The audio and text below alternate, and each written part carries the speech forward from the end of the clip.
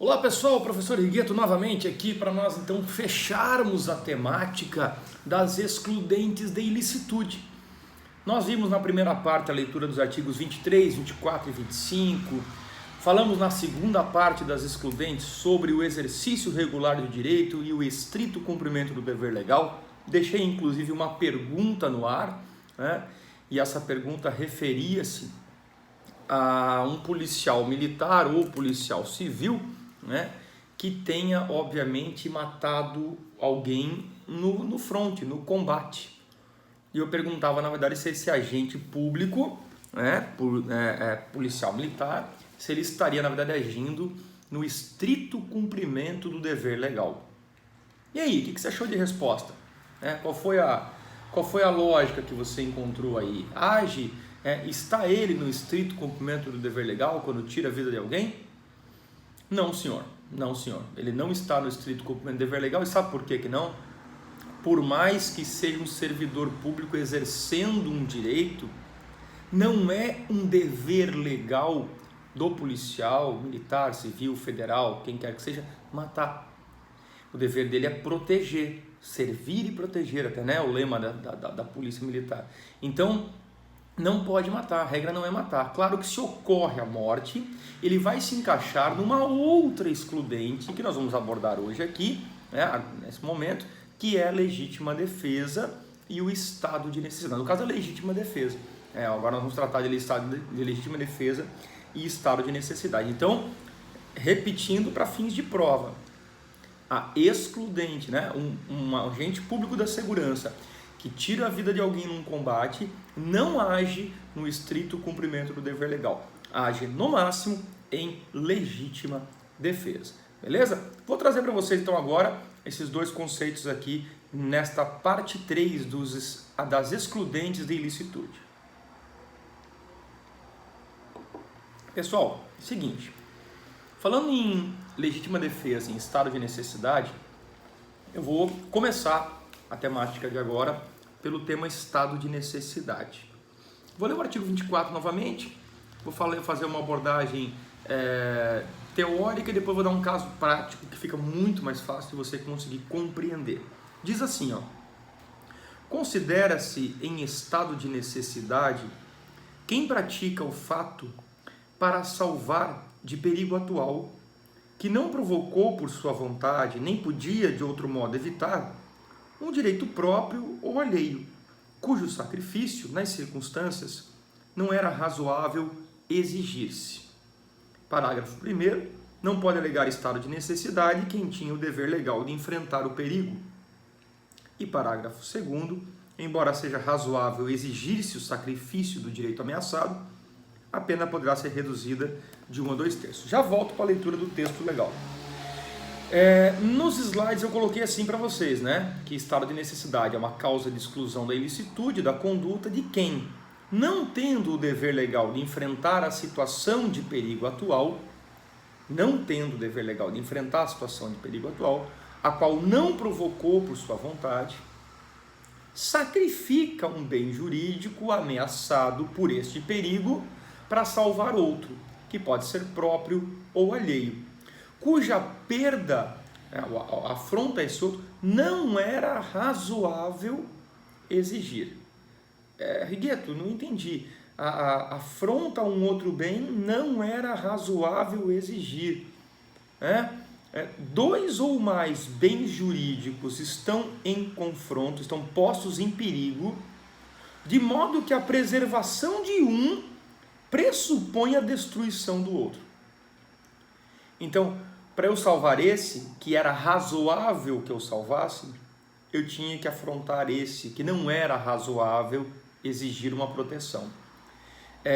Como o agente não criou essa situação de perigo, ele pode escolher, dentro de um critério de razoabilidade, ditado pelo senso comum, qual deles deve ser salvo. Isso é baseado, pessoal, tá? Isso é baseado, tá, num negócio chamado, né, o senso do homem médio. Que homem médio, Rigueto? O que é isso? O homem médio é o Homo sapiens, aquele que consegue raciocinar nós, né, que temos a culpabilidade, o grau de discernimento da nossa conduta, nós podemos e nós esperamos, né, uma valoração de bens jurídicos. Eu vou dar um exemplo prático aqui do estado de necessidade e eu quero que vocês compreendam a lógica. Você está transitando de carro, o teu carro é um carro antigo, é um carro velhinho, um carro bem mal acabado. Está lá você transitando com um veículo chamado Chevette, ano 1977, todo enferrujado, que se você bater o Chevette você morre de tétano. Tá? Numa via pública. Quando então, uma mãe desatenta, uma senhora, uma mãe desatenta, larga a mão que estava dando para a criança e a criança se lança ao meio da pista de rolamento, ao meio da via pública. Situação essa que você não criou. Olha só, vou fazer a leitura do 24 de novo. Considera-se em estado de necessidade quem pratica um fato, eu vou praticar um fato agora, para salvar de perigo atual. O perigo atual era aquela criança cruzando a minha frente, que não provocou por sua vontade e nem podia de outro modo evitar, cabia à mãe segurar a mão da criança. Mas a ideia é que eu vou praticar um fato agora para salvar um direito próprio ou alheio, um direito alheio, cujo sacrifício, ou seja, eu vou atingir um outro bem jurídico, cujo sacrifício, nas circunstâncias, não era razoável exigir. Se eu for comparar um bem jurídico A e B pelo senso comum, pela valoração subjetiva, eu pergunto para vocês. Estou na via pública com meu carro velhinho, quando então uma mãe larga a mão da criança, a criança atravessa a rua. Numa fração de segundos eu tenho que optar.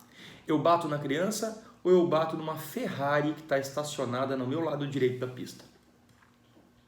Aí você vai responder, professor do céu, e agora? Pois é, eu pergunto para vocês, qual bem jurídico vale mais? Todo mundo ri nessa hipótese, porque todo mundo pensa, meu Deus, a Ferrari?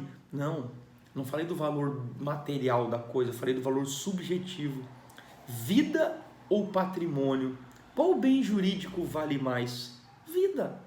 Então o que acontece? Se eu tiver a opção, certo, de escolher entre criança e Ferrari, eu tenho que escolher a Ferrari. Mas lembra que eu coloquei no slide, 2 ou mais bens jurídicos são postos em perigo, de modo que a preservação de um pressupõe a destruição do outro? Se eu não tiver alternativa a não ser atingir a Ferrari, olha que legal, eu não sou obrigado sequer a indenizar o dono da Ferrari. Agora, se olhando para a criança eu tivesse numa fração de segundo a seguinte opção, criança, vida, Ferrari, banco da praça. Qual vale mais? Vida. Qual vale menos? Banco da praça. Eu tinha que ter atingido o banco da praça. Se eu atingir a Ferrari e ficar provado que eu tinha que atingir o banco da praça, eu automaticamente vou ter que indenizar. Mas a ideia é salvar a vida. Tanto é que os bens jurídicos, aqui eu estou dando um exemplo de bens jurídicos de valores diferenciados pelo senso comum, mas eu vou te dar um bem jurídico agora do mesmo valor. Você que está me assistindo, qual bem jurídico vale mais? A minha vida ou a tua? Eu acho que é a minha. Tu vai dizer, não, professor, é a minha. Não, eu acho que é a minha. Não, é a minha. Eu acho que é a minha. E nós vamos entrar em confronto. Quem já leu, ou quem não leu ainda, O Caso dos Exploradores de Caverna. É um livro, na verdade, fininho, top das galáxias a leitura, que mostra um conflito de bens jurídicos da mesma natureza. E aí? E se você estiver naquela mesma via pública com o teu carro, tá? E estiver atravessando a via uma criança e um idoso, e você só tem essas duas opções, não existe mais nem a Ferrari nem o banco da praça, quem que você atinge, a criança ou o idoso? Você vai acabar atingindo o idoso. Pelo senso comum, deveria preservar a criança. Então, assim, o estado de necessidade gira em torno dessa hipótese. E aí, diz ali no seu parágrafo primeiro, não pode alegar estado de necessidade quem tinha o dever legal de enfrentar o perigo. O dever legal está lá no artigo 13, parágrafo 2º, lembra? Da omissão penalmente irrelevante, bem como não pode alegar estado de necessidade policial militar, bombeiro, salva-vidas. Ele não pode dizer, não vou entrar no mar porque o mar está revolto, não vou tirar a vítima daquela casa ali porque aquela casa está pegando fogo, eu não vou entrar numa comunidade carente onde tem um crime. acontecendo que eu tenho medo de levar tiro. Não, o policial ele tem que correr o risco, o bombeiro tem que correr o risco, o salva-vidas tem que correr o risco, aquele que causa por sua circunstância, né, o dever de impedir o resultado vai ter que tentar impedir o resultado, você entendeu? Então são várias hipóteses em que você não pode alegar o estado de necessidade. E o parágrafo 2º diz, né, que embora seja razoável exigir o sacrifício, né, do caso entre banco da praça, criança e Ferrari, e você acabou atingindo a Ferrari, quer dizer, embora fosse razoável atingir a Ferrari em relação à criança, mas você poderia ter atingido o banco e não atingiu, então a pena vai ser reduzida de 1 a 2/3. Você responde pelo crime de dano causado àquela Ferrari, porém com uma redução de pena quando você tinha a hipótese de atingir um outro bem jurídico menos gravoso, um outro bem jurídico mais tranquilo, tá? Nessa linha de raciocínio, eu digo para você, Rigueto, e o excesso? Se eu exceder, eu respondo doloso ou culposamente. Tanto é que fecha aqui o excesso com o parágrafo 2º nessa disposição mencionada aqui, né, no parágrafo 2º, né, no parágrafo único do 23 com o parágrafo 2º do 24, tá? Então aqui, vamos deixar assim, vamos parar por aqui, porque a legítima defesa também é um tema mais extenso. Nós abordamos aqui então o estado de necessidade, né? Mais uma excludente de ilicitude prevista no artigo 23, nesse caso agora aqui, inciso 1 do nosso Código Penal. Até a nossa próxima videoaula aí com a legítima defesa como excludente da ilicitude. Valeu!